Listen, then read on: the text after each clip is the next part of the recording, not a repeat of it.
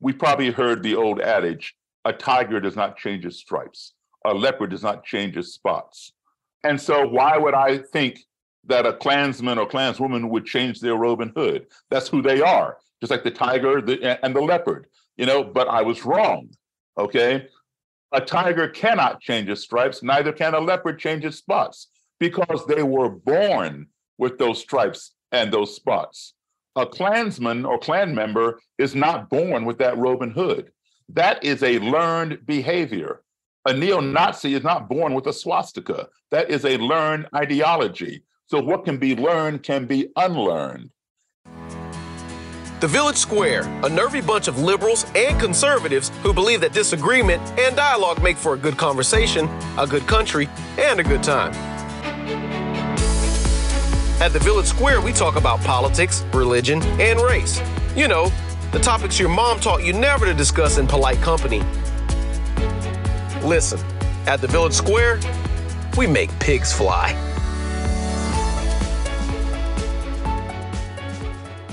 Welcome to Village SquareCast. This is Corey Nathan, grateful to be hosting this edition of Village SquareCast, and so glad to be able to be a part of wonderful programs like the one you'll be hearing today. Thanks for joining us for Hate Undone with special guest Daryl Davis. Funding for this program was provided through a grant from Florida Humanities with funds from the National Endowment for the Humanities. When our guest Daryl Davis was really young, a question began to form in his mind that became a lifelong pursuit. That question is, how can you hate me when you don't even know me? What we learn as Mr. Davis shares about his incredible life story is that his question was actually a diagnosis of a central problem, a sickness, if you will, in our culture. And in his pursuit of the answer, Daryl Davis has been providing a much-needed antidote for what ails us. So this exemplary human being who's actually best known as an incredible musician who's traveled the world, which, by the way, you'll also be hearing some of Daryl's own musical contributions at the top of the program and then again at the close. Daryl Davis is also a virtuoso of peace and of bridging seemingly impossible divides. This program is facilitated by the Village Square's very own founder, Liz Joyner, along with Dr. Nasheed Majouin, the executive director of Florida Humanities. Liz introduces everyone at the beginning of the program, including our special guest, author, musician, Daryl Davis. So, time to turn it over to some music before we hear from Liz for proper introductions.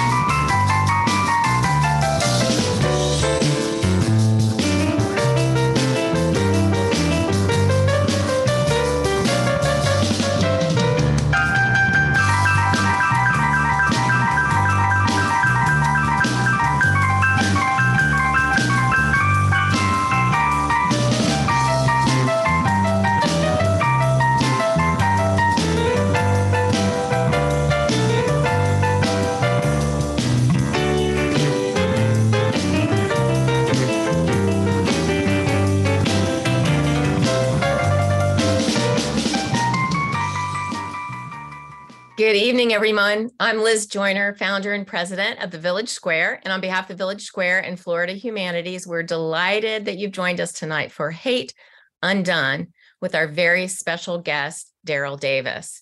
That's Double D Blues you've been listening to by Daryl Davis. This program is part of a multi-year series of digital programs, Unum Democracy Reignited, presented in partnership with Florida Humanities, exploring the past, present, and future of the American idea as it exists on paper, in the hearts of our people, and as that manifests in our lives.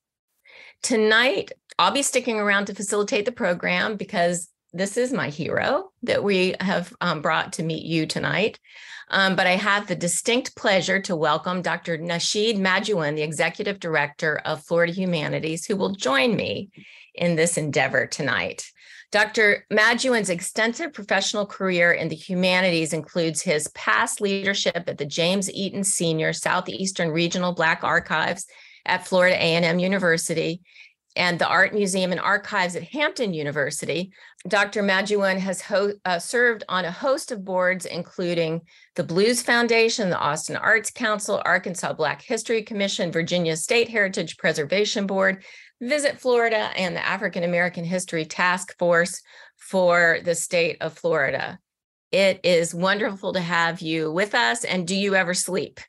There's a lot of good work to be done, and I'm glad to partner with you. And this is a remarkable activity. Thanks for having me. It is really a pleasure. Also, you're going to have to be my wing human tonight because I might just get a little jittery. And so if I freeze up, because I really have been talking about Daryl's work for as long as I've been doing this work and I've known about it. So if I get kind of starstruck, you'll come in and help me out, right? Understandable. It's national icon we have here. Yeah, we really do. Yeah. So I am thrilled now to introduce our special guest tonight, Mr. Daryl Davis. Daryl Davis is an international recording artist and leader of the Daryl Davis Band. He's played with a legendary blues band, formerly the Muddy Waters Band, which I remember that, and Chuck Berry. As an actor, Daryl has done film and television, including roles in the critically acclaimed HBO series The Wire.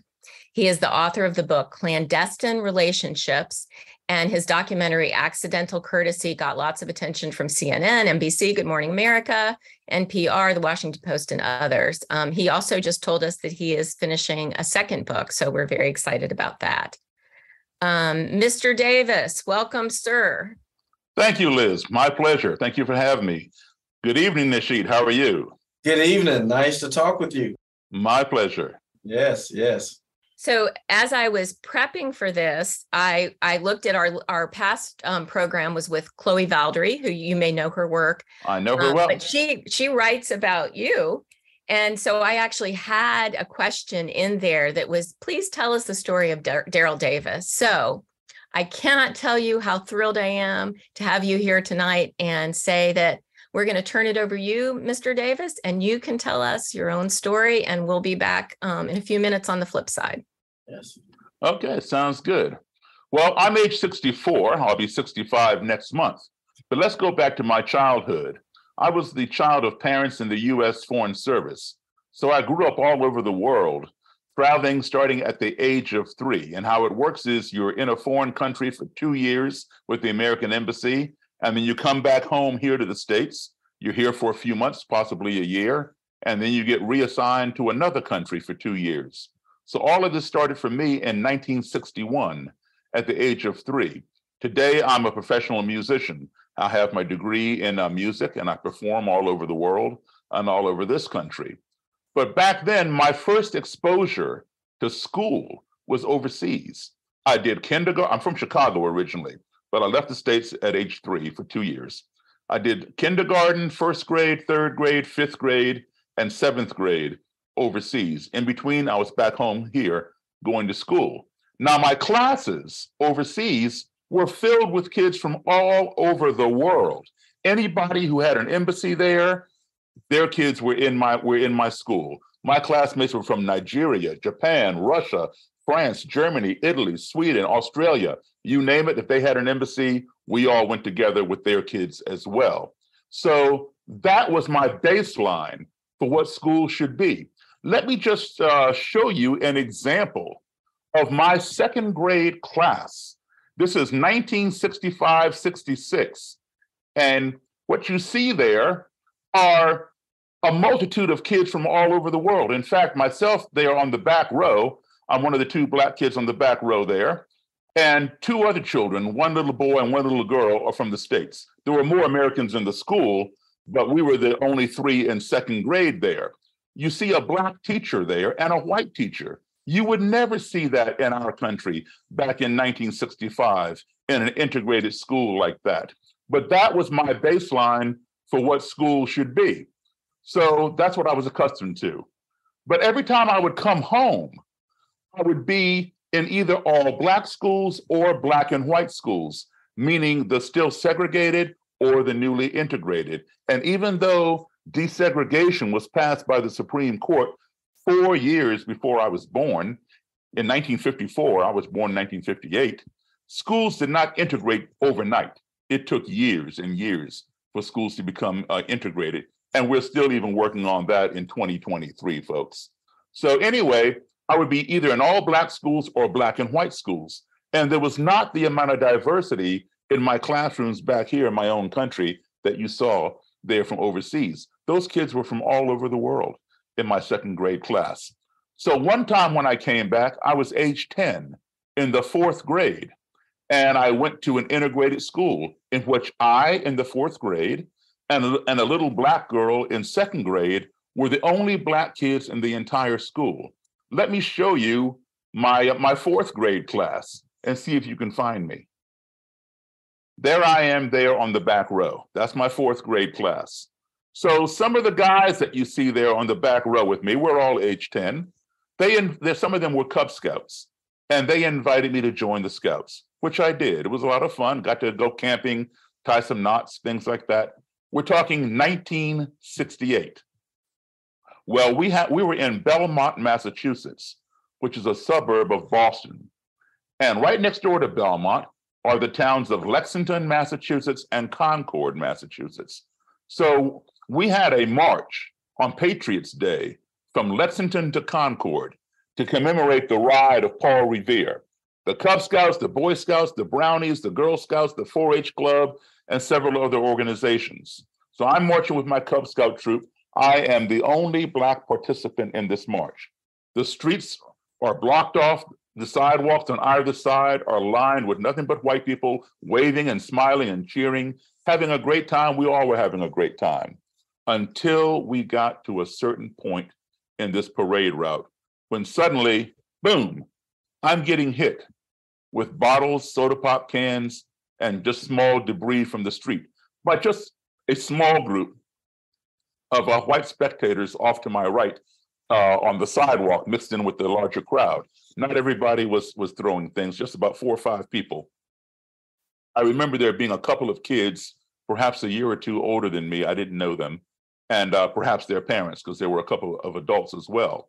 Well, when this happened, and I looked over and saw them, my first thought was, because I had no precedent for this kind of behavior, we didn't do that kind of stuff overseas. Everybody got along. So my first thought was, oh, these people over here, they don't like the Scouts.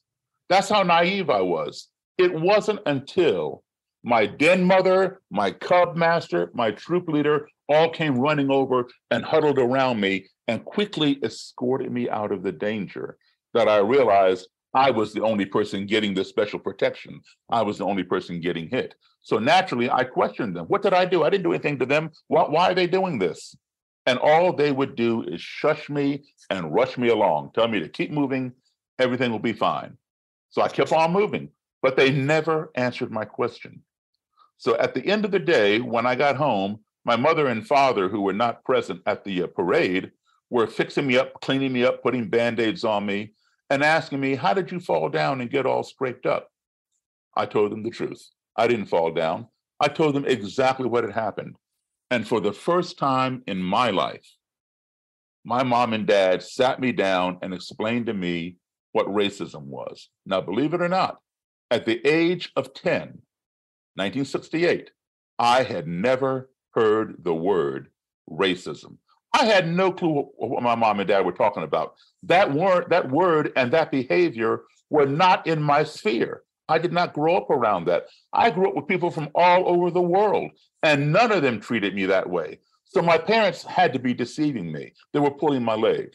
I did not believe my parents because my 10-year-old brain could not process the idea that someone who had never laid eyes on me, never spoken to me, knew absolutely nothing about me, would want to inflict pain upon me for no other reason than the color of my skin.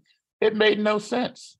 So, and furthermore, the people who were doing that to me looked just like my friends, my little friends there in fourth grade, or my American friends overseas from the embassy, or my little French or Dutch or German or Swedish or Danish friends. They didn't behave like that. So my parents couldn't be telling me the truth. People don't do things like that. But I quickly found out that my parents were right. And so I formed a question at that age of 10 in my mind, which was, how can you hate me when you don't even know me? And now I've been looking for that answer for almost 55 years, because I'll be 65 next month. I'm 64 now. So after graduating college with my degree in music, I began traveling again. And I travel all over the world performing. So when you take my childhood travels with my parents and now my adulthood travels as a musician, and you combine them, I have now been in a total of 62 countries on 6 continents, and I have performed in all 50 of our states. What does that mean? It means that I have been exposed to a multitude of skin colors, ethnicities, cultures, ideologies, religions, etc. And all of that has helped shape who I have become. And I can tell you something, no matter how far I go from our country, the United States, whether it's right next door to Canada or right next door to Mexico or halfway around the globe, no matter how different the people may be who I encounter, perhaps they don't look like me, they don't speak my language or worship as I do, I always conclude one thing, and that is that everybody I meet is a human being. And as such, every human being wants these 5 core values in their lives. Everyone wants to be loved. Everyone wants to be respected. Everyone wants to be heard. Everyone wants to be treated fairly and truthfully. And everyone basically wants the same things for their family as we want for our family. And if we all can learn to apply those 5 core values or any of those values when we find ourselves in an adversarial situation or in a culture or society in which we are unfamiliar or uncomfortable, I can guarantee you that your navigation of that situation, that culture, that society will be much more smooth and much more positive. So lo and behold, I was playing a gig one night with a country band in which I was the only Black person in this band. And they were pretty well established here in the state of Maryland. I live in Maryland now. And I joined them. Country music had made a resurgence. And they played a place in a town called Frederick, Maryland. Frederick, Maryland is located about an hour and 20 minutes north of Washington, D.C. There was a bar there, a lounge called the Silver Dollar Lounge. The Silver Dollar Lounge had a reputation of being an all-white lounge, that Black people were not welcome. Now, there were no signs, that you all have seen in the history books, or if you're old enough, you've seen them in person, where it says colored restroom, colored drinking fountain, all that kind of thing. No signs like that, but you knew if you were Black, you were not welcome there. And, when you go somewhere where you're not welcome and alcohol is being served, it's not always a good combination, folks. So here I was in the Silver Dollar Lounge. And my first time in there, the band had played there before. And so I'm the only Black person in the band, only Black person in the lounge. And we did the first set, we took a break, and I'm following the band over to the band table to sit down on the break. I feel somebody from behind put their arm across my shoulder. Now, I don't know anybody in this place, right? Except for the band, and I see them all ahead of me. So I'm turning around trying to see who's touching me. It was this white gentleman, I'd say 15 to 18 years older than me. Big smile on his face. And he says, "Man, I sure like your all's music." I said, "Thank you." And I shook his hand. And he says, "Man, I love your piano playing. This is the first time I ever heard a Black man play piano like Jerry Lee Lewis." Well, I was not offended, but I was rather surprised because, I considered it a compliment, not necessarily the Black person part, but to be compared to the late, great Jerry Lee Lewis. But I was surprised that this man, being at least a decade and a half older than me, did not know the Black origin of Jerry Lee Lewis's piano style, which I quickly explained to him that Jerry Lee got it from the same place I got it from Black blues and boogie woogie piano players. That's where that rockabilly, rock and roll piano style came from. He goes, oh, no. I ain't never heard no black man play like that except for you. So I'm thinking, okay, well, this guy maybe never saw Little Richard or Fats Domino. I said, look, man, I said, I know Jerry Lee Lewis. Jerry Lee is a very good friend of mine. He's told me himself where his influences came from. Well, the guy didn't believe that either, but he was fascinated with me and wanted me to go back to his table with him and let him buy me a drink. Now, I don't drink alcohol, but I went back to his table, let him buy me a cranberry juice. He paid for it, took his glass, and he clinked my glass and cheered me. And then he says, you know, this is the first time I ever sat down and had a drink with a black man. Well, now I'm sitting there completely baffled because now you already have my background, right? I've been all over the world. I've sat down with anybody and everybody. How is it that this man, a decade and a half older than me, had never sat down before with a black man? I was baffled. And so innocent, I wasn't trying to be facetious. Innocently, I asked him, I said, why? And I was naive. And he didn't answer me. He stared at the tabletop. I asked him again, and his buddy sitting next to him elbowed him and said, tell him. I said, tell me. He looked back at me just as plain as day, and he said, I'm a member of the Ku Klux Klan. Well, I burst out laughing because now I didn't believe him. I know a lot about the Ku Klux Klan. I know they don't just come up and hug some black guy and want to buy them a drink and hang out with them and praise any kind of musical talent they may have. It doesn't work that way. So I figured the guy's, pulling a joke on me. I'm laughing. He goes into his pocket, pulls out his billfold, flips through it, hands me his Klan membership card. Yes, card-carrying member. I recognize the Ku Klux Klan insignia, a red circle with a white cross and a blood drop in the center. I stopped laughing. This thing was for real. So it wasn't funny anymore. I gave it back to him. We talked about the Klan and some other things. And he was very friendly, gave me his phone number, wanted me to call him whenever I was to return to this bar, because he wanted to bring his friends. As he put it, he wanted them to see the black guy who played like Jerry Lee Lewis. I'm not sure he called me a black guy to his friends, but that's how he explained it to me. So I would call him every 6 weeks. And, we were on a rotation with other bands there on the weekends. And so he'd show up. He'd bring Klansmen and Klanswomen. They didn't come in robes and hoods. They came in regular street clothes. And they'd watch me play. They'd get out on the dance floor and dance to our music. So I got to know some of them, the ones who wanted to meet me. On the breaks, I'd make my way over to his table. But a couple of them, when they'd see me coming, would get up and move to the other side of the room. Like, we don't want to talk to you. We don't want to touch you. We just want to look at you. Which was fine by me. The others would hang there and they were curious. And we would sit down and meet and talk. So this went on for a while until I quit that band at the end of that year. And I went back to playing rock and roll and rhythm and blues and whatever else was going on. Well, a few years later, it dawned on me, Daryl, you blew it. The answer to your question that has been plaguing you since the age of 10 fell right into your lap. You didn't even realize it. Who better to ask that question of, how can you hate me when you don't even know me, than to ask someone who would go so far as to join an organization that has over 100-year history of practicing hating people who don't believe as they believe and who do not look like them. So I got back in contact with that guy. I decided I would write a book. I would travel around the country and interview Grand Dragons and Imperial Wizards and rank and file Klansmen and Klanswomen and ask that question and write a book about it. I never set out to convert anybody. I just want to find out why. Why do you hate me? How can you hate me? You don't even know me.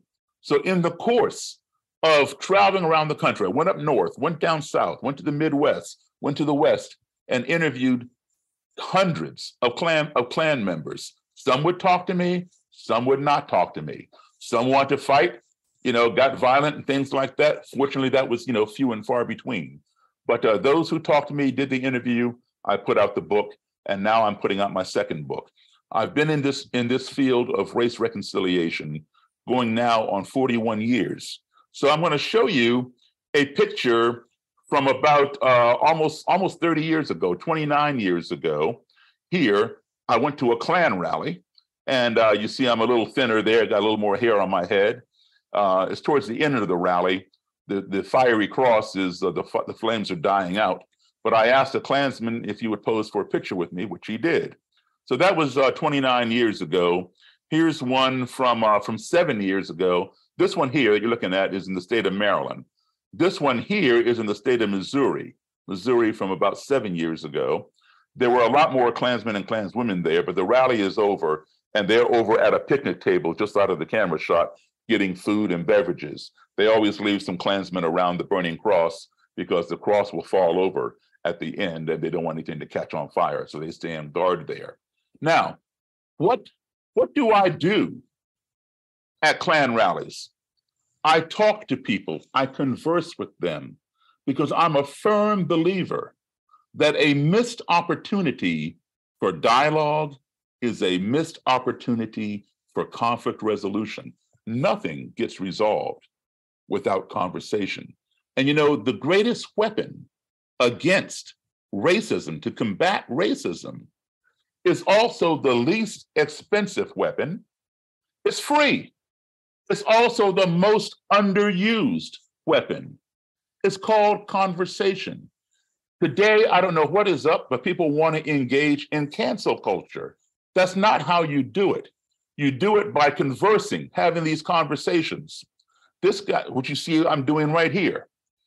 When I came on that rally ground that day, the guy you see facing me with the mask on, he threatened my life when I came on that rally ground. That was 7 years ago. Ever since then, he's been sending me a Christmas present every year, and he is no longer in the Klan. And I own that robe and that hood. It's now in my collection. So this is the power of conversation. This is the power of applying those 5 core values that I told you everyone wants. If we can learn to do that, we can definitely get ahead. And this works not just on racial divide, but also on political divide, or any kind of adversarial thing. You know, in fact, I'll tell you what, let's take race off the table for a second. There are other hot topics out here. We have abortion, nuclear weapons, global warming, the war in the Middle East, the war between Russia and Ukraine, the presidential election. Somebody's on one side, somebody's on the other. Apply those 5 core values.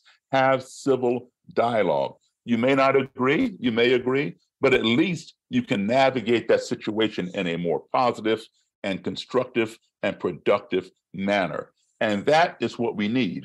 It bothers me a great deal as an American that we call ourselves the greatest nation on the face of this earth. Now, don't get me wrong, I love my country, I'm a patriot, but I do have a problem with that statement. Now, perhaps we are the greatest nation on the face of this earth technologically. After all, we Americans, we built the technology to put a man on the moon. And when astronaut Neil Armstrong was up there on the moon, walking around, talking about one small step for man and one giant leap for mankind, we were able to talk to Neil Armstrong live, all the way from Earth, all the way to the moon, via satellite radio phone. We, Americans, invented that technology. Everybody sitting in your home or wherever you may be, watching this program right now, obviously you have internet. You also have a cell phone, and you also have email. You can talk to anybody on the face of this earth. You hit a few numbers, hit a few letters and words, hit send, and you're talking, people in Florida, you can talk to people out in California, you talk to people in China, in Africa, in Europe, in Australia, wherever you want to talk. How is it that we as Americans can talk to people as far away as the moon or anywhere on this planet, but yet there are still so many of us who have difficulty talking to the person who lives right next door, because that person is a different skin color or a different persuasion, a different religion, a different whatever. So it seems to me that before we can call ourselves the greatest nation on the face of this earth, perhaps our ideology needs to catch up to our technology. And when we get them both up there, then we can truly brag about how great we are. Because folks, we are living in the 21st century. We are living in space age times. So tell me, why are we still thinking with Stone Age minds? So at this point, I want to invite back my co-hosts, Nasheed and Liz, to join me for a conversation and answer some of the questions they may have and you might have. Okay, I'm already having problems with freezing up because I'm so overwhelmed. I'm not going to get through this without crying some. It is really hard to imagine at a time when many of us cannot get through a Thanksgiving dinner with someone we disagree with, how in the world you could form these relationships and keep them over the course of years when it was with people who so foundationally disapproved of you. How do you do that? How did you do that? Okay, well, let me give you my favorite quote of all time, and then let me show you how it applies. My favorite quote of all time is by Mark Twain, the author, and it's called the travel quote. And Mark Twain said, "Travel is fatal to prejudice, bigotry, and narrow-mindedness, and many of our people need it sorely on these accounts. Broad, wholesome, charitable views of men and things cannot be acquired by vegetating in one little corner of the earth all one's lifetime." And this is so true. Every time we travel, every time we go somewhere, see something new, meet somebody different, we are broadening our horizons. Now, all that travel that I described to you that I've done does not make me a better human being than someone who has done less travel. What it does is it gives me a broader perspective of humanity. And that's what I want to share with people who have done less travel. But understand something, the travel that I have done involved me leaving this country, going across the Atlantic Ocean or across the Pacific Ocean, or traveling from East Coast to West Coast in this country, et cetera. And I started that at age 3 in 1961, and I'm still doing it. But today, we have the internet. We can travel virtually. We can take a tour of Venice. We can take a tour of the Eiffel Tower sitting in our bedroom on our laptop. We can go to a 3D tour of these places, meet people in other countries, establish relationships. I call it walking across the cafeteria. But before I get to that, I would say all these different cultures and things that I've been exposed to, all of it helped shape who I've become. And I've been exposed to so many different cultures that when I deal with people like neo-Nazis, KKK people, I just consider them another culture. It's not a culture that I would subscribe to, but I consider them another culture, and I treat them as such. I show them the respect that I would sit down and listen to them. I allow them to be heard. And when I say respect, I'm not saying I respect what they have to say. I'm saying I respect their right to say it. And I'll sit down and listen to them. And in turn, guess what? They sit down and listen to me. All right. So I'm not trying to change their minds. I'm giving them other thoughts, other ideas.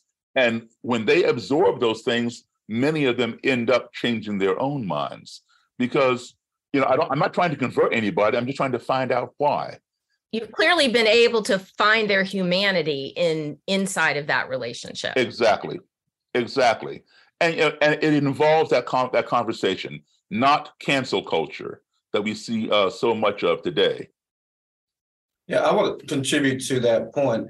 Early on in your life, you were equipped with the tools to listen and understand and not prejudge a situation or a person.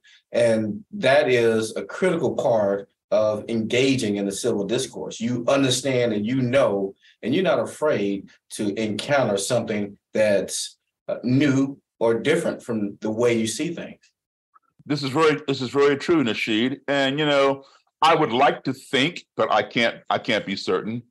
I would like to think that I would be that way even if I had not done all that travel. But there is a possibility, if I had grown up here in my own country all my 64 years, would I be involved in this, or would I be staying as far away from those people as I could? So we have, I'd like to push back on that slightly, because if you're encountering the members of the Ku Klux Klan around the country and they decided at some point to make that change on their own, that's because those 5 values you mentioned were deep down in them at their core, and you knew how to address that. So that means maybe that altruism, that intrinsic element of good naturedness was in them in the beginning, and you found a way to open that door. But that door was open to you early on. Yes, indeed. And, people are not born with that kind of hatred. I think what it is this. All of us, probably you, probably Liz, and anybody out there viewing or listening, as children, we probably heard the old adage, a tiger does not change its stripes. A leopard does not change its spots. And so why would I think that a Klansman or Klanswoman would change their robe and hood? That's who they are, just like the tiger and the leopard, but I was wrong, okay? A tiger cannot change its stripes, neither can a leopard change its spots, because they were born with those stripes and those spots. A Klansman or Klan member is not born with that robe and hood. That is a learned behavior. A neo-Nazi is not born with a swastika. That is a learned ideology. So what can be learned can be unlearned. And it's a matter of, as you said, soliciting that humanity in them. And that comes from listening to one another. You cannot expect anyone to listen to you if you're not willing to listen to them. That's true. So there are a couple of questions from the audience that were sort of on target here. They want to know, when you went to rallies, were you afraid that you might be hurt or killed? And then did you bring others for backup just in case? That's a good question. No, I was not afraid. And I'll tell you why. There are very few things that frighten me in life. I don't know why. And people have often wondered about that. And I've wondered about it myself. But no, I was not afraid. But also, there are two kinds of rallies. There are public Klan rallies and there are private Klan rallies. So what's the difference? The public Klan rally would be like in a public park. So they have to go to City Hall, apply for a permit, to hold a rally, just like, any of us would. If you wanted to have a family reunion or sell hot dogs and lemonade or whatever, we do in parks, we get a permit. All right. So they have to do the same thing, but it's a public park. So therefore, the public can come. Now, if there is violence and people throwing things and, there's going to be physical mayhem, there's going to be a barrier of police between protesters and the people participating in the rally, in the Klan rally. All right. But if there's not that kind of violence, say the park is in a town that is welcoming of that kind of ideology, then chances are you can just walk up freely and talk to these people. So those are public rallies which anybody can go to. A private rally is held usually on a Klan person's property or somebody's property that they know. And you just can't walk on private property unless you are invited. So over time, as I developed relationships with Klan leaders, like a Grand Dragon means state leader. Imperial Wizard means national leader. So as I developed relationships with some of these leaders and they began trusting me, they would invite me to private rallies. So I would be on that private property, watching them parade around in their robes and hoods around a big burning cross and proclaiming white power and all this other kind of stuff. Now, granted, there were some people there who did not want me there and did not like the idea of my being there. However, they had to obey their leaders. If the leader invited me, there is a regimented chain of command, and they cannot go against that. It's a kind of like a military chain of command. So while they didn't like me there, there's nothing they could do about it. So I'm assuming you gained their trust in some ways by letting them be them. I mean, how did they start to trust you to bring you into the inner circle? By applying those 5 core core values. I want you to listen to what this Imperial Wizard has to say at a rally that I was at. He uses the N word there, but that's the world that I live in. That's the world that they practice. Davis is one of the few African Americans you will ever find attending a KKK rally. More than attending, he is welcome. I got more respect for that black man than I do you white niggers out there. Has friendship transcended the color barrier? Listen to Kelly at a Klan rally. Oh, I believe the hell back, because I believe in what he stands for and he believes in what I stand for. A lot of times we don't agree with everything, but at least he respects me to sit down and listen to me. And I'll respect him to sit down and listen to him. The strange relationship of a KKK wizard and his black buddy. In Washington, I'm Carl Rochelle, CNN Sunday Morning. Okay. Yeah, you heard that Imperial Wizard say, we may not agree on everything, but at least he respects me to sit down and listen to me, and I respect him to sit down and listen to him. In that one sentence, he didn't realize it. He used 3 of those 5 core values I just told you about. I told you, Everybody wanted to be loved. Everybody wants to be respected. We all want to be heard. We all want to be treated fairly. And we all want the same things for our family as they want for their family. He said, I respected him. That's one of those values. He said, I sat down and listened to him. That means I allowed him to be heard. That's a second value. And because I respected him and sat down and listened to him, he said he respected me and sat down and listened to me. That's treating each other fairly. Right. He named 3 of those values, okay? And as a result of my applying those values time and time again, every time I would meet with him, he quit the Ku Klux Klan and renounced it and shut down the group. He didn't pass it down to his second in command when he quit. He shut it down. And today I own that robe and hood that you saw him wearing. By applying those values, it doesn't happen overnight. It happens over time because he didn't become that way overnight. He's not going to lose it, overnight. It's like this gut that I have on here that you can't see because I'm hiding below the screen, right? So, listen, I used to be skinny like a Nasheed here, but I put on some weight, over years. I'm trying to lose it, and I am losing it. It's the camera. I'm right there with you. But I'm not going to lose it overnight. I didn't put it on overnight. I'm not going to lose it overnight. So can I pull on that thread a little bit? You said, so canceling people is not the way to get this done. But talk a little bit more about why and compared to what you've done, which clearly has worked. Okay, listen, our society, our country, our life, our job, these things can only become one of 2 things. Our country can only become, 1, that which we sit back and watch it become, or 2, that which we stand up and make it become.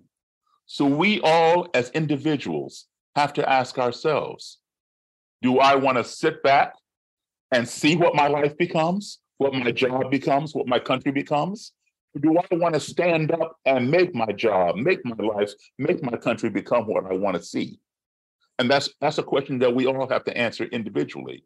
And in order to do, if you choose the latter, the only way you're going to do that is by assimilating with other people, getting to know them, because you're not here by yourself. And I call it walking across the cafeteria. All right, we can do it physically or we can do it virtually. Let me tell you, for example, pre-COVID, people in office buildings, corporations, companies, or schools, diverse places where you have students or employees of different backgrounds. They're working on the same project. They're getting along. They might even share the same cubicle while they work on that project.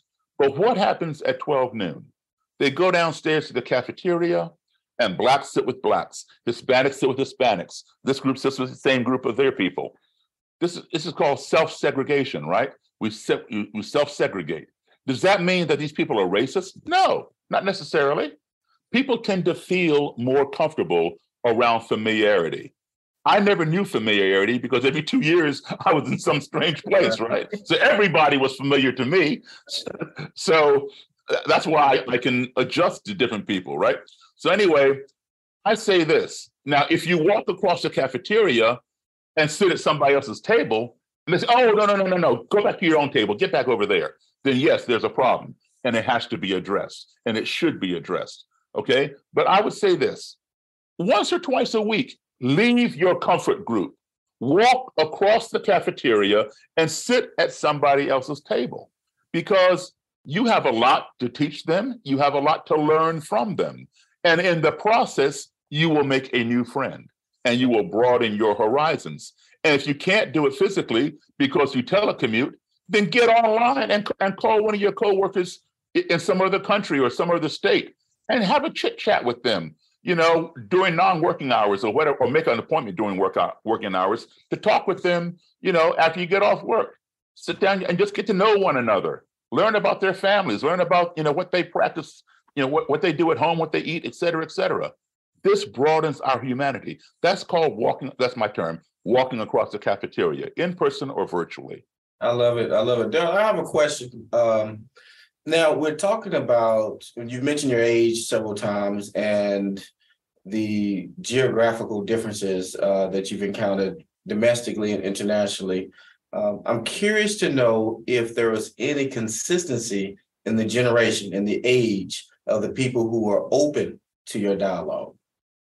And actually, let me tag on to that an audience question. They wonder if you've noticed any difference between people in the North and the South on this point. Yeah.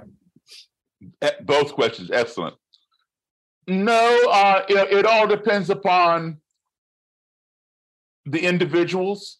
I mean, I know young people who are just as feisty as some of the older people. Some older people who are set in their ways, but they wouldn't sit down and talk. Others want to fight. You know, I've been involved in violent confrontations because I'm going to defend myself if somebody puts their hands on me, of course. But fortunately, like I said, you know, those have been few and far between. And even some of those people, who engage in violence with me, some of them have come back to me. Not all of them. Have come back to me and apologized and sat down and talked. And some of them are now out and have become friends of mine. Goodness, amazing. Because it's a learned behavior. So we have to get through our head what can be learned can become unlearned. And you know, if we had no hope, then why even bother trying to change things?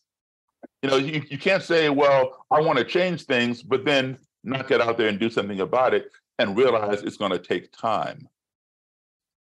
All right, so this is truly a study in human decency. You know, sometimes you have the discussions with people and there may be some apathy or reluctance or anxiety in trying to influence change. I know we've talked about change and innovation, but at the core, we're saying, and we're making an argument that there's a level of decency in everyone and expect That's that. right. We should expect that. 100%. And, you know, you mentioned, I think, Liz, you mentioned about somebody, you know, not wanting to go to dinner at their family's home because of political differences. We saw more of that in the last few years than we've ever seen before. You know, I'm not going to Thanksgiving dinner with my family because my sister voted for so-and-so and I voted for this one, and I just can't talk to her. You know, that's cancel culture right there. You know, that's where it starts. Listen, no matter who is going to become president, that person is only going to be there for a minimum of 4 years, for a maximum of 8 years. How long have you been with your family? Decades? You know, and your best friend? Decades? Are you going to throw away decades of a relationship over somebody who's only around for 4 to 8 years? Come on, that doesn't even make common sense. It's not rocket science, you know? So when you put it in that kind of perspective, then you do some introspection and say, you know what? Okay, so he or she voted for so-and-so. It wasn't my choice, but let me listen to them and see why. What happened in her life or his life that gave them reason to vote? Oh, well, maybe I understand that now. Okay, well, I wouldn't have done it, but I see why you did it. And then maybe they'll understand why I voted for this one. And so we can agree to disagree, or we can agree with that person, or they can agree with us. But we have to have that civil dialogue, not cancel people out. And see, here's what we do. We have to understand something. One's perception is one's reality. Everybody knows that. Even if it's not real, it's their reality. And you cannot change somebody's reality. They only know what they know. And if you attack what they know, they're going to push back. They're going to push back because you are attacking what they think is real. So never try to change somebody's reality. If you want their reality to change, what you do is this. You offer them a better perception or better perceptions. And if they resonate with one of your perceptions, then they will change their own reality because their perception becomes their reality. I'll just give you a quick example, hypothetical one. Let's say, Liz, you have a young 7 or 8-year-old son, and he goes to a magic show with his buddies. And he comes home and tells you, Mom, you're not going to believe this. This magician asked for a female volunteer and 50 women raised their hand. And he picked one out of the audience, brought her up on stage and had her climb into this long box and stick her feet out the hole at that end and put her head out the hole at this end. And then he closed the lid and he took a chainsaw, went right down the middle of the box. He cut her in half. And then he told her to wiggle her feet. And she wiggled her feet. And you say, listen, it didn't really happen like that. Yes, it did. I was there. You weren't even there. I saw it with my own eyes. You weren't even there. See what happens? You attacked his reality. He knows what he saw. He saw a man cut a woman in half and she wiggled her feet. And you were not there and you have no right to tell him what he didn't see and it wasn't real. Okay? You don't attack his reality. And to make it even more real, he tells you after the guy cut the box in half and she wiggled her feet, he took the half of the box with the feet and moved it over there to stage right and took the half of the head and moved it over there to stage left. So there's lots of evidence, right? Yeah, exactly. And then he tells you the magician walked over and talked to the lady's head and she talked back to him. Right? And then he brings the two halves back together. He does this abracadabra incantation over the lid of the box. And then he opens it up and she climbs out full form, no blood, back together. He cut her in half and he put her back together. And you say, listen, that's an illusion. No, it's not. I'm telling you, right? You've attacked his reality again. And so now he's mad. And he's canceling you out. What you do is you don't attack his reality. You offer him a better perception. You say, listen, I understand what you're saying. I hear you. But do you think it's possible that maybe, just perhaps, when he asked for a female volunteer and you say he picked one of the women out of the audience and brought her up on stage, you think that maybe that woman might work for him? Maybe he planted her in the audience and she travels all over the country with him. She knows the trick and she sits in the same seat in every theater that they go to. So he always knows where to find her. And when she climbs into the box, there's already a pair of mannequin dummy legs laying on the floor of the box that are wearing the same stockings and shoes that she has on. So she just picks up those legs and shoves them out the hole. And she brings her own knees up under her chest. So her whole body is on that half of the box. So when he cuts the box in half, the saw never even touches her. And when he says, wiggle your feet, she just shakes those poles and the feet wiggle. But now when he separates the boxes, those feet can't move anymore. So he has to distract you from looking at those feet. So he goes over there to her head. Of course, the head's going to talk back. Her whole body's over there. So now you're not focusing on those feet anymore. You're following him. And then when he brings them back together, she just pulls those legs out, leaves them on the floor of the box, and she climbs out. And then your son says, that might be the only way that could work. So you've offered him a better perception. He resonated with that perception, and now that perception becomes his reality. And to be able to do that, you have to be talking to him. You have to be sitting next to him. You have to be in relationship. Exactly. A missed opportunity for conversation is a missed opportunity for reconciliation. Well, I've learned something here because, You didn't know the trick.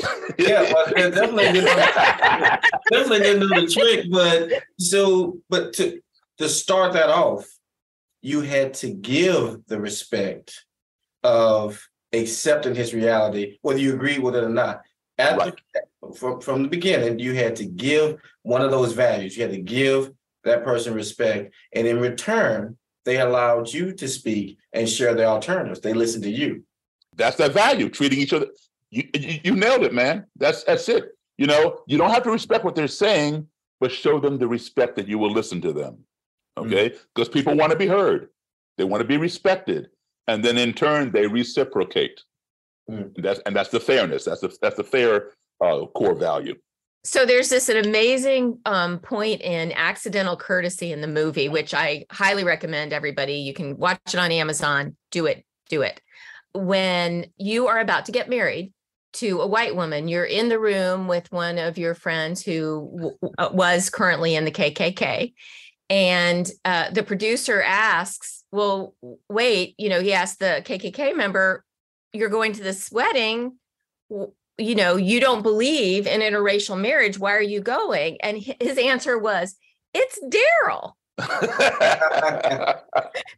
So talk about that. Yeah, listen, that guy that you're talking about, okay, check this out. He was the Grand Dragon of Maryland at one time, which means state leader, okay? Now, he went to prison. He went to prison for 4 years for conspiring to bomb a synagogue up on Liberty Road in Baltimore, Maryland, all right? He continued running the Klan from within the prison through his guy on the outside. When he got released 4 years later, he took it back over and continued running it. He got into some trouble a couple years later, went back to prison for 3 years for assault with intent to murder 2 Black men with a shotgun. Wow. So he did 7 years in prison, all right? While he was Grand Dragon of the Klan, conspiring to bomb a synagogue and shoot up people or whatever, you don't get paid money to be a Klan leader. You might get a couple, a small stipend out of the Klan dues, but you have to have a regular job. Grand Dragon, Exalted Cyclops, Great Titan, Imperial Wizards, these are all titles. You have to have a regular job. His regular job, while he was in the Klan, was Baltimore City police officer. He was not a police officer undercover in the Klan gathering intelligence. He was a bona fide Klansman on the Baltimore police force. All right.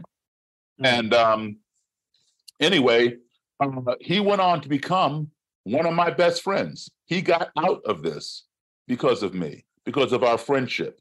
And that's why he came to my wedding. He invited my then girlfriend, now my wife, over to Christmas dinner at his home. He came to our wedding. And do you know, he sent me a nice letter, saying, how impressed he was. He said, your wedding was just like ours. He was expecting, because he never been to a Black wedding. Right. It's not a Black wedding, it's a wedding, Right.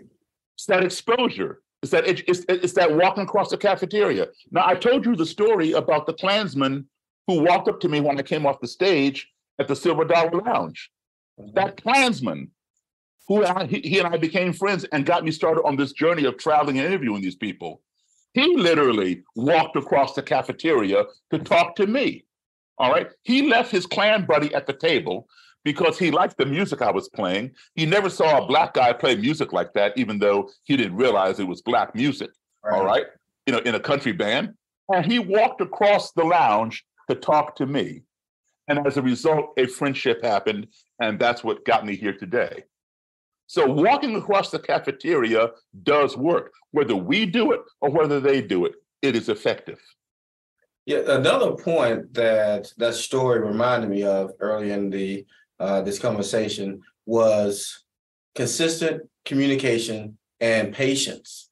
You mentioned several times that you would correspond by letter or you would call someone every 6 weeks, and you didn't expect or you didn't anticipate them to make a change immediately.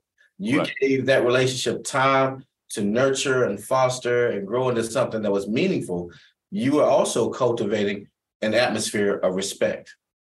Yes, yes, indeed. And at the same time, one of the most important things that I've learned is this. Well, a couple things. One, your most valuable asset that you have in your life when you deal with anybody is your credibility. That's priceless, okay? Your credibility. And so you're already talking to somebody who thinks you are not credible at all. That's why they're in that organization, because you are inferior and they are superior. So you have no credit, all right? But your credibility is of the utmost importance, because while you actively learning about someone else, at the very same time, you are passively teaching them about yourself. So you think you're gleaning all this information from them, but they're observing you and they're, imbibing or whatever they can get out of you. And they're evaluating it. And it's because, they're expecting you to behave the way they perceive you, which is negative. And when you don't behave that way, it causes a cognitive dissonance with them because he's not following the rules, or whatever. And they have to adjust to that and find out what's real and what's not real. And it troubles them. And then they finally decide, and what you don't want to happen is, well, Daryl's okay for a Black guy. It's all those other Black people. Okay. You will find that happening. But what I do is this. When I feel that I can trust somebody, I'm not afraid of them myself. But when I feel that I can trust somebody, that they're not going to hurt anybody else that I bring, to the table or whatever, I will invite some of my other friends, some of my Jewish friends, some of my other Black friends, some of my white friends who look just like them but don't agree with their ideology. So that way that they see Daryl's not the exception. Maybe I'm the exception thinking this way, because he's seeing other people that don't fit the stereotypical image that he had in his mind, that his echo chamber around him keeps reinforcing and causing that cognitive dissonance. So then he has to make a decision. Do I disregard Daryl's skin color or the fact that this person is Jewish and change my ideological direction because I know that what I've learned is wrong? Or do I consider his skin color or consider the fact that he is a Muslim, a Jew, or whatever it is I don't like, and continue living a lie? That becomes their dilemma. And in most cases, people will follow the truth, the path of least resistance. But there will always be those who will go to their grave being hateful, violent, and racist, on any side. Well, it's like your kindness and your generosity is making what feels like a vicious cycle that we're trapped in with sort of like hate reciprocated by like hate into a virtuous cycle. And going to an audience question sort of related to that, they're talking about how it seems like everybody's opinions is getting more and more extreme right now and more militant on both sides of the aisle, on both sides of race. Because we keep fueling fire with fire. Like Dr. King said, you don't drive out hate with hate. You drive out with love. You have to have that counterbalance. If you put your hand in hot water and it's burning you, you don't put more hot water on it. You turn on the cold water real quick. You need that counterbalance. So if somebody's hating on me, why do I want to express hate back? Now, the only time I would express something similar back would be if somebody is physically trying to hurt me, and that's my only, way of getting out of it is to put a stop to it by enacting the same thing. But I'm not going to, push out hate because hate's coming in. That just increases the whole hate, and it just becomes, like you said, a vicious cycle. And you're right. That's what we're seeing politically. We saw it on TV the other night during the State of the Union. Oh, goodness. So we've got so many comments from the audience about you. You are my hero. Thank you for your inspiration and devotion. How do you cultivate more people whose curiosity and courage overpowers their defensiveness, intolerance, and fear? How do we make tens of million people who listen first, which is a wonderful organization who is co-streaming tonight, and converse with respect and curiosity with no intent to convert or malign? Okay, you remember, let's go back to high school, junior high school, when we would have our school dance. And we're all excited about going to the dance on Saturday night. There's somebody that we really want to dance with, and she doesn't know it, but we're going to ask her to dance. Yeah, you see, you've been there, Liz. I can tell. So let's go back there in our mind, and we go to the school dance. We're in the gym, and everybody's standing there with their back to the wall, eyeballing everybody else. And the band is playing great songs. You want to dance, but nobody wants to be the first person on the dance floor, right? Finally, somebody gets on the dance floor, and then everybody else gets on the dance floor. Let's be that person who is the first person on the dance floor, okay? Let's stop waiting for somebody else. We can do something on our own for once in our lives, and this is a positive thing. So, let's not be afraid to converse, but don't go into it blindly.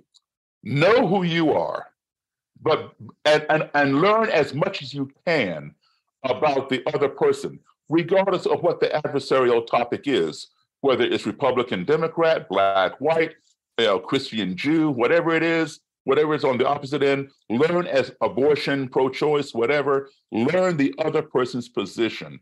Put yourself in that place and see how you would think. And then go in with your beliefs, because here's what happens. You start this far apart. You're at opposite ends of the spectrum. But you talk with your worst enemy or your biggest adversary for 5 minutes, you will find something in common, and that gap narrows. You talk for another 5 minutes, you find even more in common, and the gap narrows some more. And when you're right here, you are in a relationship with your adversary. Whether you like it or not, you are in a relationship with that person. You may not be going out and having dinner with the person, but you're having a cordial relationship with him or her. You talk some more, you find more in common. And now you're friendly. You're having a friendly relationship. Even though you may disagree on some things, you're having a friendly relationship. But when you've gotten to this point, you have found so much in common that that the trivial things that you have in contrast, such as skin color, or whether you go to a church, a synagogue, a mosque, or a temple, begin to matter less and less. Because it's very hard to hate somebody when you're standing right there in front of them, having a conversation, speaking the same language. You both like the same James Bond movie, but perhaps he likes Sean Connery and you like Roger Moore. Okay, so what? You still like James Bond, or he thinks the king of rock and roll is Chuck Berry. The other one thinks it's Elvis Presley. Okay, but you still like rock and roll, So you have these things in common, and you develop that friendship, and you have this conversation. It's hard to hate that person, and that's what happened with the guy you're talking about, Liz. Well, it's Daryl. He doesn't have any special power. I have to imagine that the concept of be the example can be intimidating for some people. But from your perspective, if you start from a place of integrity, you said know yourself, know the values, be consistent with who you are, and the conversations you have as those two divisive points start to get closer. There are people watching that. That's right. The CNN clip that you shared, where the leader of the organization said, I like this person better than I like you. And the expectation should have been opposite. Somebody was curious about the nature of that relationship. Somebody wanted to find out what makes that relationship tick. Why does he have so much trust and so much love and respect for somebody he's supposed to be teaching us not to love and respect? Right, because of that credibility. And the thing of it is I want to see these people, not just the first time I interview them. Okay, I got your story. Now I never see you again. I want to see them again. I invite them to my gigs. If I'm playing in their county, hey, if you're not doing anything Friday night, whatever, I'm playing over at so-and-so's bar. Come on out and see what I do. And they come, So I keep in contact with them, all right, and let them see me in my natural habitat, which is behind a piano playing rock and roll or country or whatever. And they can enjoy that, all right? My credibility is built up because I'll tell you what, like I said, while you are actively learning about someone else, you are passively teaching them about yourself. And if they find you not to be credible, it's over because they already think you're not credible. And if you do the slightest thing wrong, that reinforces them. It exacerbates already what they think, So it's like, for example, if you ask some lady out on a date and put it this way, you only have one opportunity to make a good first impression. Yes. Okay. You may have a second or third opportunity to make an impression if you're lucky, but you only have one opportunity to make a good first impression. And most people would judge you on their first impression of you. So if you ask somebody out and they go out with you and for whatever reason, they're not impressed with you, maybe they caught you in a lie or whatever it was you did, your credibility is shot. And you say, hey, listen, I really enjoyed myself. Can I take you out again next week? They're like, no, I don't think so. Whatever, right? They're done. All right. So with these people, they're not coming to be converted. They're curious as to why a Black man wants to know about why they want to be in the Klan and blah, blah, blah. But initially, they didn't know I was Black. Okay, they thought I was a white guy coming to interview them. Of course, they freaked out when they saw me. But now everybody knows, because word travels quickly. But so now they're curious. I want to see them again. So I thank them for their time. Maybe I didn't agree on anything with them that day, but I thanked them. I listened to them. I showed them that respect. I'm being fair. And I say, hey, listen, hey, I really appreciate your time. You've given me a lot of information. Let me absorb it. Let me process it. I might have a couple questions maybe in a couple weeks. Is it okay if I check back in with you and maybe, get together again, just review some things? Yeah. Okay, that's cool.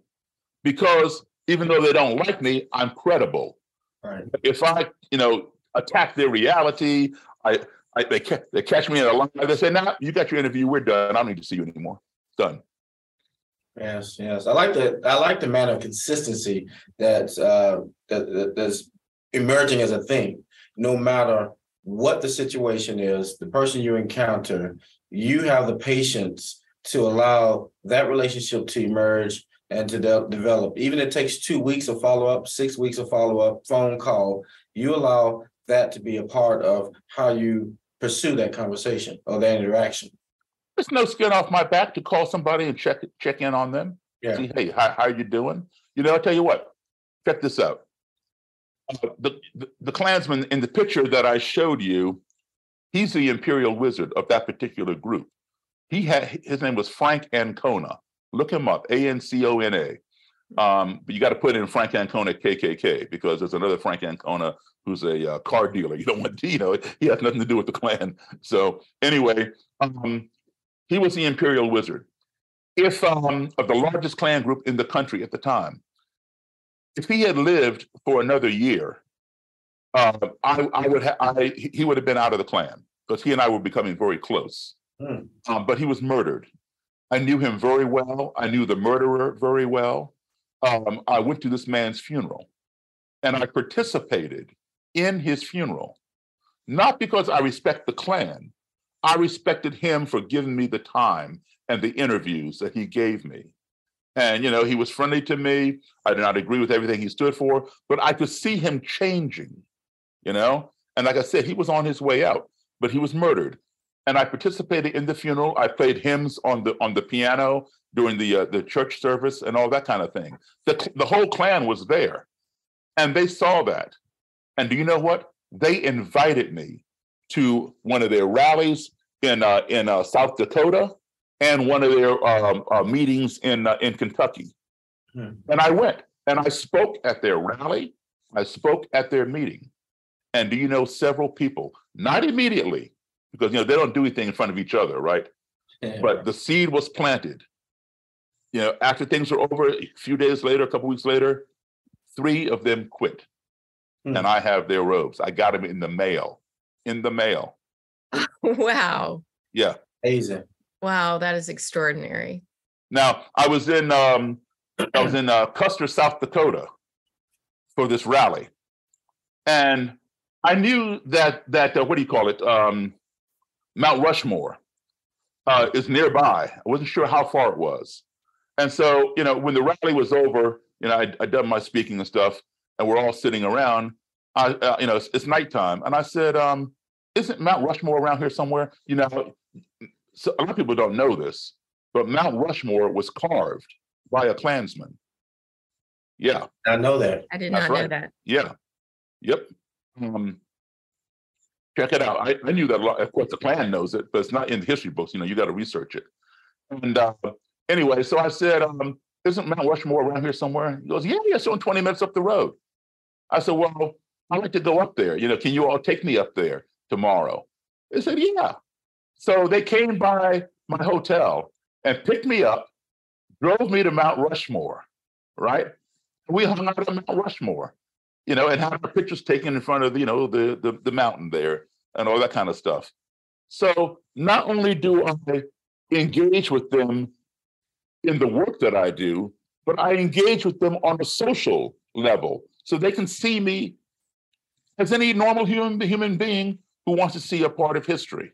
That's all. And that resonates with them. And then they wonder, how can I hate that guy? I never really knew him. Right. And you allowed time for reflection. Exactly. You gave them something to reflect on as well. Precisely. So a question from the audience, heartfelt one. I'm a conservative-leaning millennial, and I'm concerned about the future, as I've noticed that there are left-of-center people around my age who are intolerant of opposing opinions, and this causes me to stay quiet out of fear of being excluded or rejected based on my views. What are some things you would recommend to take the first step in order to at least respectfully share my ideas with people around my age? Okay, first, you don't have to give up your views. There are people, left of center, right of center, this, that, and the other. Okay, whether you're conservative or liberal, there's people in the middle, people leaning this way or that way. Get over the fear. All right, be who you are. People will respect you for who you are, because if you present yourself as anybody else, it's going to eventually come out. I sing the blues, and there's an old blues song where the line says, "If the washing don't get you, the rinsing sure will." So, it all eventually comes out. Be who you are, my friend. Take your stance, but be open. Be willing to listen to somebody else, but share your views with them. Let them know why you are left of center, of being a conservative, or right of center, or wherever it is you may be. There's nothing wrong with that. All right, but also respect where they are and have these conversations. Walk across the cafeteria.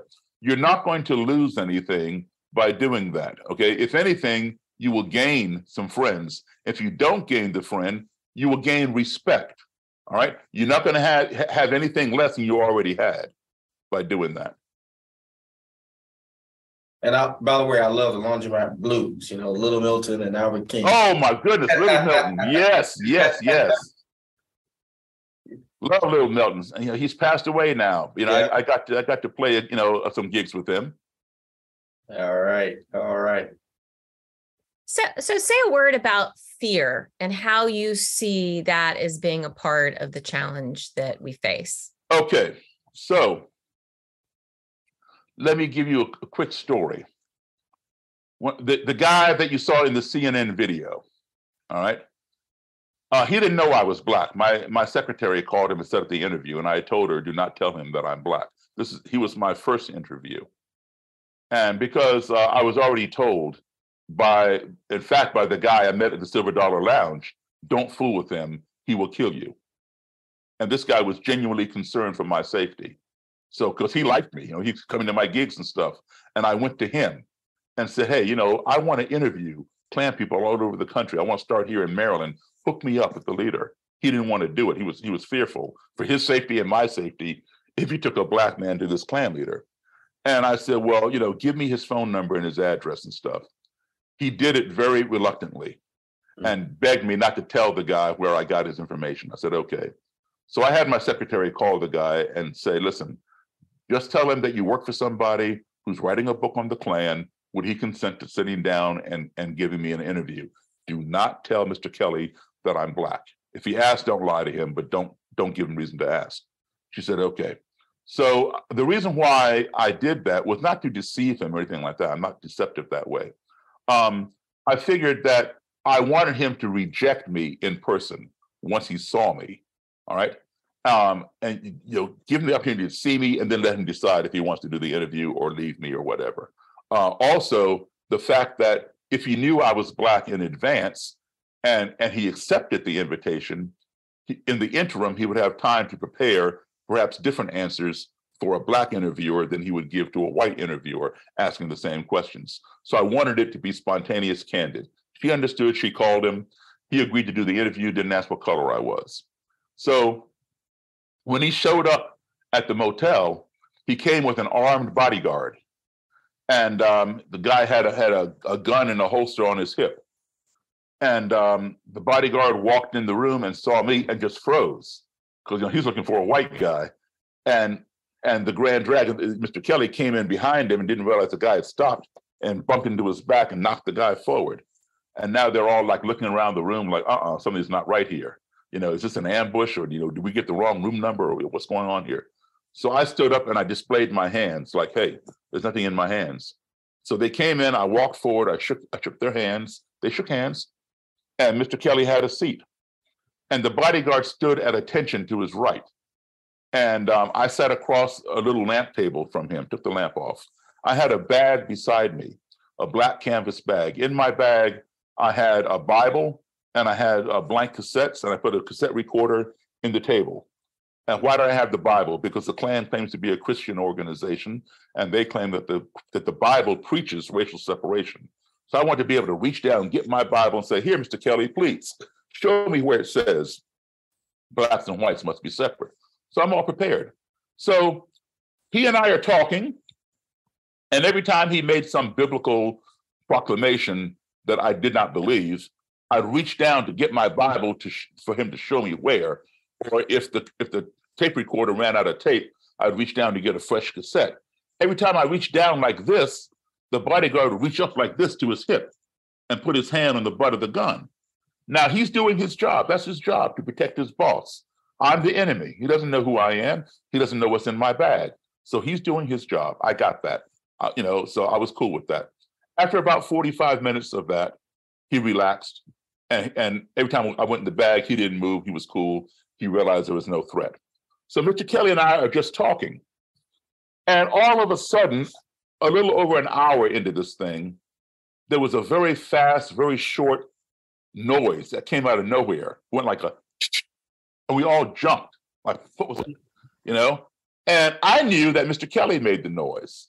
How did I know that? Because I didn't make it. So he had to have made it. Process of elimination, right? And so I jumped up out of my chair because I was going to come across that table because I feared for my life. I feared for my life because in my head, I'm thinking, what did I do to cause him to go off and make some weird noise? And I'm thinking about that other Klansman telling me, Daryl, don't fool with Roger Kelly. He'll kill you. So I didn't want to die that day. My secretary is sitting to my left on top of the dresser because there were no more chairs in the room. And I'm getting ready to come across that table, grab him, grab the bodyguard, slam them down to the ground and take away the bodyguard's gun. I'm not armed. My secretary is not armed. So I've gone into survival mode. And there are very few things you can do. One is to do a preemptive strike, get them before they get you. So that's what I was on my way to do. When I came up, I'm looking right into his face, into his eyes. And I didn't say a word, but I knew he could read my eyes. My eyes were saying to him, what did you just do? His eyes had fixated on my eyes, and his eyes were asking me the same question. What did you just do? And the bodyguard had his hand on his gun again, looking at both of us like, what did either one of y'all just do? Well, Mary, my secretary, she's sitting on the dresser. She realized what had happened, and she began explaining it. Before they even arrived, I sent her down the hallway with some money to get soda pop out of the machine, out of the vending machine, put it in the ice bucket, fill it with ice, get it cold, because I want to be able to offer my guest a cold drink, if he came in the room. And so it was sitting over there on the dresser, and we'd long ago forgotten about it because we're so engaged. The ice was melting and the cans were falling down the ice. That was it. Somebody almost got shot over an ice cube, over a melting ice cube. Wow. But we all began laughing when she explained it to us. And that proved that we all are human beings. We felt fear, we felt relief. But here's the lesson learned. All because some foreign being that bucket of ice cans of soda, of which we were ignorant, had entered our little comfort zone via the noise that it made, we became fearful of each other. So ignorance breeds fear. We fear those things of which we're ignorant, that noise. If we don't address that fear will escalate into hatred because we hate the things that frighten us. If you don't address that hatred, that will escalate into destruction. We want to destroy the things that we hate. Why? Because they scare us. But guess what? At the end of the day, they may have been harmless and we were simply ignorant. So I say this, let's forget about the destruction. Forget it. What's destroyed is not coming back. All right? That's just a symptom of the nucleus. Let's forget about the hatred. That's another symptom of the nucleus, the root cause. Let's forget about the fear, another byproduct of the root cause. The root cause is ignorance. If we cure the ignorance, then there's nothing to fear. With nothing to fear, there's nothing to hate. With nothing to hate, there's nothing to get mad about and destroy. The good thing is this, there is a cure for ignorance. That cure is called education and exposure. And that is where we need to devote our time, our energy, our money, and our efforts into curing that ignorance. And then we won't have to worry about all of those other byproducts, fear, hate, and destruction. And we can do it. We gotta redirect our way of thinking. It's sort of like how we work now. We always thought about getting up and leaving the house and going to a job and sitting behind a desk. Now we're reprogramming that we can telecommute and work from home. So we got to rechange our way of thinking as how we address these issues. And we can do it because I've been doing it. So we've got about 5 more minutes. Nasheed, I've got a favorite question I want to ask. I'll defer to you to ask the next one. Okay.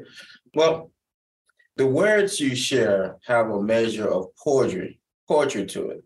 And there's a kind of a rhythm in the relationships that you allow to occur. You plant a seed, you nurture it with water and conversation and understanding and respect, and you watch it grow. The gentleman you said you went to the funeral of, you mentioned something that I wanted to make sure came to light. You saw the growth in him. You saw the evolution in his thought. And when did you, in your travels and learning from people, when did you realize you, Mr. Davis, had the ability to see the good in people? You know, as opposed to just a result, to see that evolution in people. That's a skill. I began seeing it the more I would converse with these people, because I never dreamed I would see them more than once. It was never my intent to make friends. It was never my intent to convert. You know, all I want to know was, how can you hate me when you don't know me? So I want to know that I don't need to see you again. But when you're talking to somebody, oh, you like that? Well, I like that too. Yeah, I saw that movie. Yeah, I thought that part was funny, you know? Yeah. And then you're beginning a relationship that you never dreamed about, because I came in thinking a tiger does not change his stripes. Why would a Klansman change his robe and hood? But guess what? I was wrong. I learned something. So I'm capable of learning things too. Now I like that. You saw the learning and evolution in yourself. That's the point of integrity. And so when you saw your growth, you were able to identify growth in others. Right. Take away, Liz. And you know what I would say to anybody out there, listen, I am just a rock and roll piano player. I'm not a psychologist. I'm not a sociologist. You know, I probably should be. I probably make more money than I do playing rock and roll. No, you're exceptional. You're exceptional. But if I can do this as a rock and roll piano player, any one of you all can do this, seriously. Perfect segue to this question from Kami, who directs the USC Center for the Political Future. If you had a magic wand, how would you get more people to reconcile around race and politics?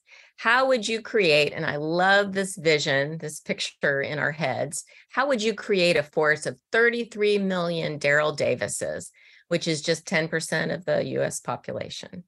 Well, you know what? You, Liz, and you, Nasheed, are creating them right now by the people, like the gentleman who wrote in his chat about how do you overcome the fear about speaking to people with whom you disagree.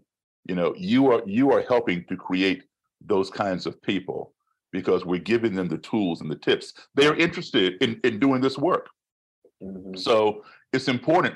And I really appreciate, you're having me on this show because a lot of people don't want to talk about this kind of stuff. It's the elephant in the room that we don't talk about.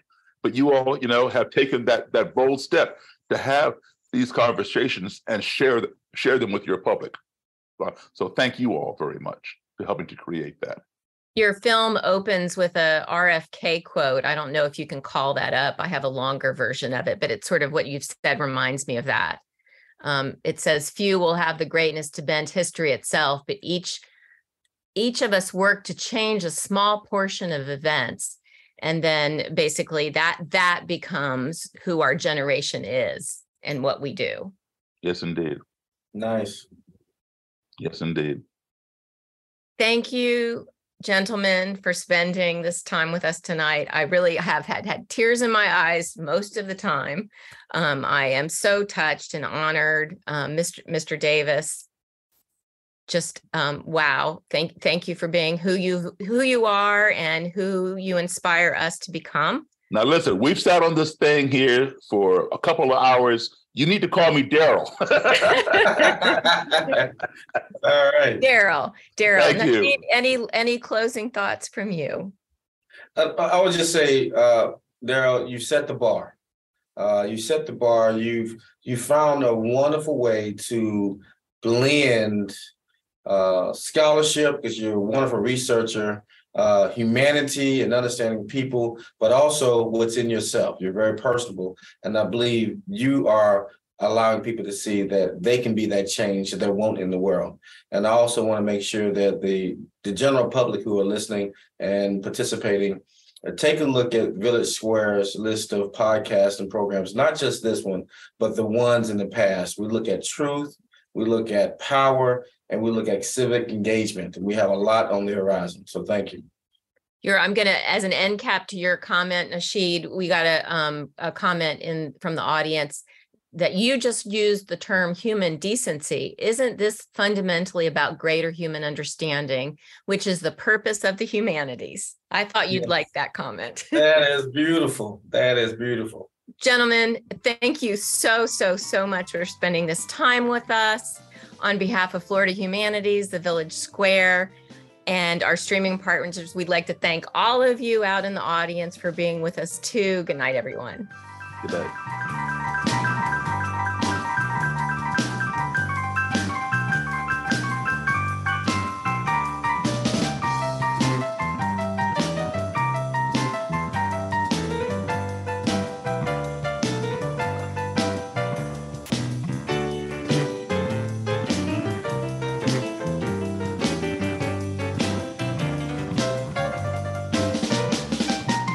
Wow. Corey Nathan, back with you. What amazing stories and a truly inspiring testament to the fact that, as we always say, reaching out with an open heart and an open mind to someone who doesn't look or think like you really can change everything. What strikes me about Daryl's experiences is that by making a human connection, for one, we have to risk something. We risk literally putting ourselves in harm's way. But Daryl's openness to meeting another human being, as well as on the part of the guys who were part of the KKK at all levels, they were putting themselves at risk too, but making that human connection. And not just that, Daryl's demeanor and his wisdom for how to engage with someone was profound. It was earth-shattering, or I should say it was hate-shattering. Hate-shattering. We got to do a little bit more of that. Shattering hate. Because if you meet with someone in person and give them the benefit of treating them with a baseline of respect and listen, really seek to listen to them, as opposed to just trying to shatter their perceptions and beliefs as wrong as you think they are. Like the kid who saw the magic act where the lady got sawed in half. Listening first goes a long way to making a person feel seen and understood, as opposed to picking a fight right out of the gate. But meeting someone, seeing them as a human being, listening to them, those are all signs of respect. And all that goes a long way to cutting through the calluses of hate. As Daryl said a couple times, a tiger can't change its stripes, but people aren't born with hatred. It's learned. And what's learned can be unlearned. So if tiger can't change its stripes, but a Klansman can turn in his hood and robes. And if that's possible, and it is, Daryl Davis has a lifetime experience to prove it, anything is possible. So with that, it's time to close out today. Please consider joining our members and supporting this program. You can become a member for just $7 a month or $76 a year, and your business can join for $250. So go to villagesquare.us/donate to join today. That's villagesquare.us/donate. While you're there, sign up for our newsletter to stay up to date with everything happening at the Village Square. Go to villagesquare.us, scroll to the bottom for the sign-up box. Funding for this program was provided through a grant from Florida Humanities with funds from the National Endowment for the Humanities. Check out Florida Humanities online at floridahumanities.org. That's floridahumanities.org. We appreciate you listening to Hate Undone with special guest Daryl Davis. And until next time, as I said earlier, we challenge you to reach out with an open heart, an open mind to someone who doesn't look or think like you. It really does change everything. We'll talk to you soon, and thanks so much for listening to Village SquareCast.